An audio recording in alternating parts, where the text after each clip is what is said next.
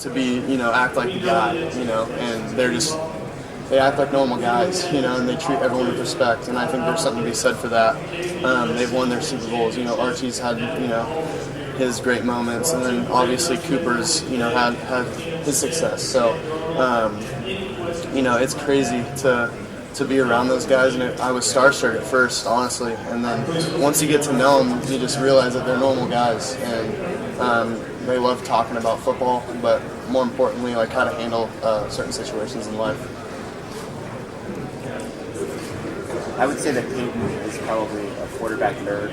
Oh yeah. Called himself that. Would you say that you're that way too? Do you study other quarterbacks, their tendencies and so forth? Yeah, I'm definitely a quarterback nerd. I love playing the position. I love studying the position. Definitely look, for advice anywhere I can get it. So yeah, I have a blast with it, and it's always been fun for me. Which quarterbacks do you kind of look at and learn from? Yeah, I mean, Tom Brady is a great one to look at, just because he's not known necessarily as being, the most athletic guy, but the way he moves in the pocket, the way he goes about, making his reads and going through his progressions, it's something that, I've taken away and tried to implement into my game. And then also guys like Drew Brees, Russell Wilson, Aaron Rodgers, guys that can move around and make plays. Definitely, try to take things out of their game and implement that into mine as well. How's working out with Jordan Palmer help you in the offseason? Yeah, we've been working a lot on their release, on making it a little bit tighter. But, we've made sure that, during spring ball and during fall camp going into season, not to focus on that, focus more on, getting the timing down with the receivers and all that kind of stuff. So we've been working on little mechanical things, and then obviously getting better in the film room. That's always been a priority of mine. You weren't the starter at the beginning of last season. Now people are talking about possibly the number one pick in the NFL draft in a year. What has this year been like for you, just in your own mind as you go through it?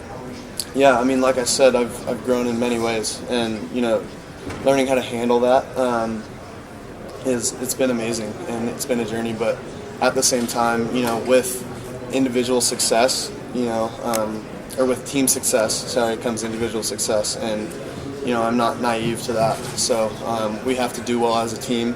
The whole offense has to be on the same page to play well, and Cam will preach that the defense has to be on the same page as well. So, the leaders of our team have done a great job of leading, and then the young guys have done a great job of being hungry to learn. And I think that's really important when you have a college team that wants to win a national championship ultimately.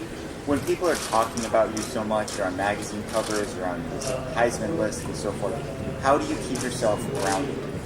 Yeah, I think the best way to do that is to have a close group of friends and a close family as well, and really communicating with them, being able to share, how just simply asking them questions like, how was your day? And, just being genuine with them, them asking you, stuff like that. So you can just talk about normal stuff, kind of feel like, a normal person.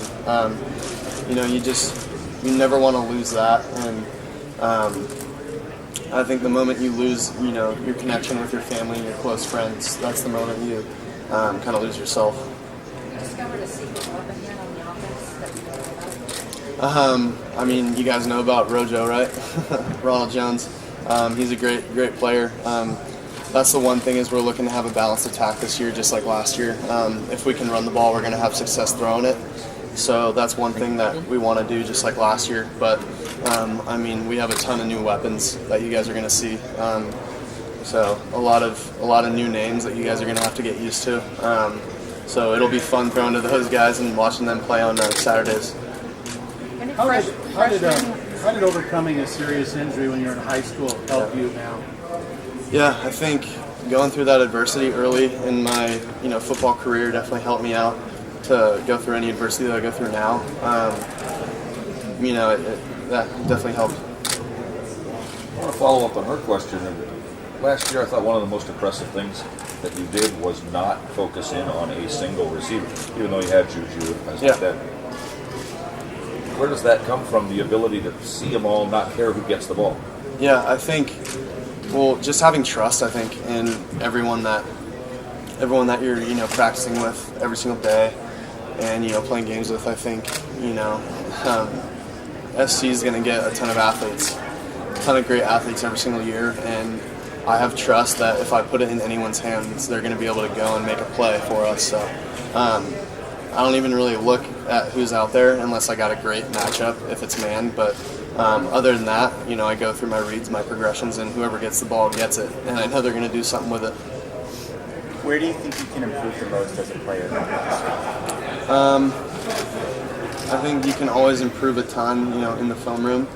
Other than that, I think probably just staying patient in the pocket, not being so anxious to maybe scramble, because I know that's a strength of mine, is kind of improvising sometimes, but there's a fine line between staying in the pocket for too long as well. So finding that balance there and being able to go through my reads and be patient.